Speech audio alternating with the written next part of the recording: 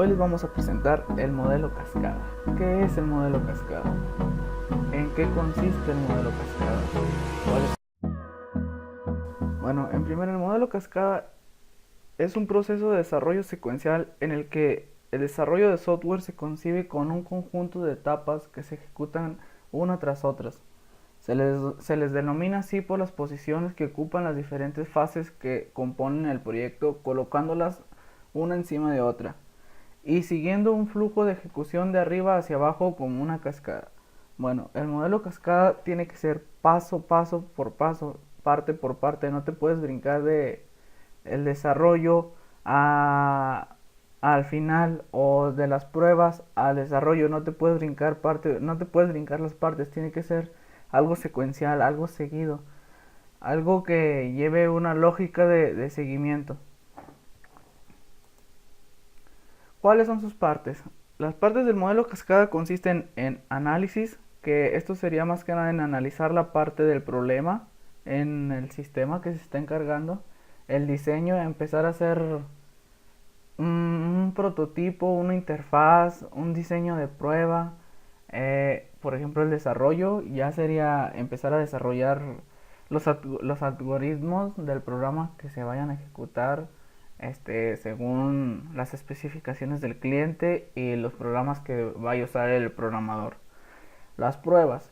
¿En qué consisten las pruebas? Pues las pruebas serían, por ejemplo, usar los modelos tipo beta, las pruebas, las versiones free o cualquier versión anticipada del sistema o del software antes de terminarlo. La implementación. ¿En qué consiste la implementación? La implementación sería en el proceso final del desarrollo del software. Por ejemplo, en la creación automática del sistema, que ya esté todo terminado. El mantenimiento. ¿En qué consiste el mantenimiento? Bueno, el mantenimiento es cuando ya terminaste el programa y el cliente te dice a ti como programador o desarrollador de software, te dice: quiero que ahora tenga estas etapas, quiero que tenga estos cuadros, o que le agregues eso. Eso sería el mantenimiento, que vienen siendo más que nada las actualizaciones. De nuevo les repito, el análisis. En esta fase se analizan las necesidades del usuario finales del software para determinar qué objetivos debe cubrir. De esta fase surge una memoria llamada CRD. ¿Qué significa CRD? Son los documentos de especificación de requisitos, que contiene la especificación completa de lo que debe hacerse el sistema sin entrar en detalles internos. El diseño. Como ya les comentaba anteriormente, el diseño solo consiste en descomponer y organizar el sistema en elementos que puedan elaborarse por separado. Aprovechando las ventajas del desarrollo en equipo, como resultado surge el SDD. ¿Qué significa el SDD? Documento de diseño del software, que contiene la descripción de la estructura relacional global del sistema y la especificación de lo que debe hacerse cada una de sus partes, así como la manera en que se combinan unas con otras. Por ejemplo, el diseño, ¿en qué sería? En poner las ideas, poner estar colocando las ideas de qué voy a hacer, cómo lo voy a hacer, cómo lo voy a acomodar, qué partes voy a usar, qué necesito y qué requiero. El desarrollo, como les decía, es la fase donde se realizan los algoritmos necesarios para el cumplimiento de los requerimientos del usuario, así como también los análisis necesarios para saber qué herramientas usar en la etapa de codificación. ¿Esto qué quiere decir? Que el programador, el desarrollador de software, tiene que ver qué tipo de programas va a usar, cómo los va a usar, qué códigos va a usar, qué lenguaje va a usar. Por ejemplo, hay muchos lenguajes de programación, que es Java, Python, C++, otros tipos de programaciones, pero los más usados que es Java, Python y C++. El programador debe saber los lenguajes y el algoritmo para que al momento de desarrollar con el análisis que ya hizo previo del sistema, se le sea mucho más fácil codificar los problemas y así vaya viendo la interfaz del programa parte por parte. ¿Cuáles son las pruebas? Son los elementos ya programados, se ensamblan para componer el sistema y se comprueba que funciona correctamente y que cumple con los requisitos antes de ser entregado al usuario final. Es lo que les comentaba anteriormente. Las pruebas son como las versiones free, beta o las versiones libres, por decir. Por ejemplo, hay empresas como empresas de videojuegos que antes de sacar sus videojuegos a la venta sacan una versión gratuita, que es la versión beta. En esa versión abren un chat. ¿Por qué abren un chat? Porque así dejan su juego gratuitamente y los usuarios que lo juegan pueden mandar los mensajes de las inconformidades que puedan tener referentes al juego. Por ejemplo, que se laguee, que las texturas no estén bien hechas, que los personajes no se muevan correctamente, etcétera, etcétera de problemas.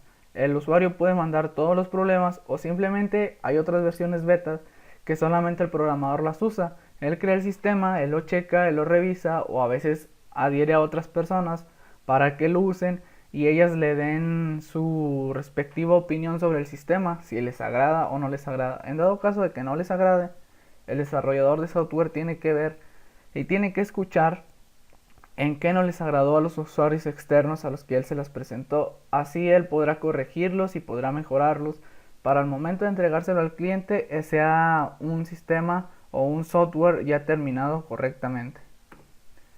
La implementación. ¿En qué consiste la implementación? Es la prueba en marcha de la implementación del sistema para el cliente, donde el cliente hará uso del sistema. En esta parte, para el desarrollador en cascada puede resultar la más compleja, puesto que se debe a la falta de retroalimentación durante el proceso. ¿Por qué falta de retroalimentación? Porque en el modelo cascada, en los diseños o el desarrollo no se lleva tan a fondo la investigación de lo que se quiere o de lo que se plantea. Muchas veces el cliente solamente le dice al desarrollador, hazme esto o quiero que me hagas esto, pero no le da en específico qué necesita, qué no necesita. Por eso muchas veces las ventajas y desventajas del desarrollo en cascada. ¿Cuál sería una desventaja en este caso para el desarrollo en cascada? Que en las ocasiones los clientes no saben bien los requisitos que necesitan antes de ver una primera versión del software en funcionamiento. Otra sería, no se va mostrando al cliente el producto a medida que se va desarrollando. ¿Por qué sería eso? Porque el desarrollador o el programador no le puede mostrar al cliente, en este caso, cómo va siendo el sistema, porque la mayoría de las veces el cliente no va a entender, no va a saber lo que el programador esté haciendo. Si le enseña un pseudocódigo o un algoritmo ya hecho o codificado, el cliente no va a tener la más remota idea de qué es. Por eso el desarrollador le tiene que presentar al cliente ya el sistema ya hecho, ya con un cuadro de diálogo o con una interacción visual, que ya el cliente pueda ver y él a través de los textos o de las imágenes pueda expresar y entender de qué se requiere esto. En el mantenimiento, ¿qué es el mantenimiento? Es la etapa donde se termina el sistema y se comienza a ajustar a los cambios que se requiere el cliente. Son los cambios debido a las normas, a los avances tecnológicos o a lo que se pudiese presentar. ¿Qué quiere decir esto? Que por ejemplo, todo software nunca tiene fin, a menos que se haga obsoleto. ¿Por qué obsoleto? Porque ya no tiene actualizaciones.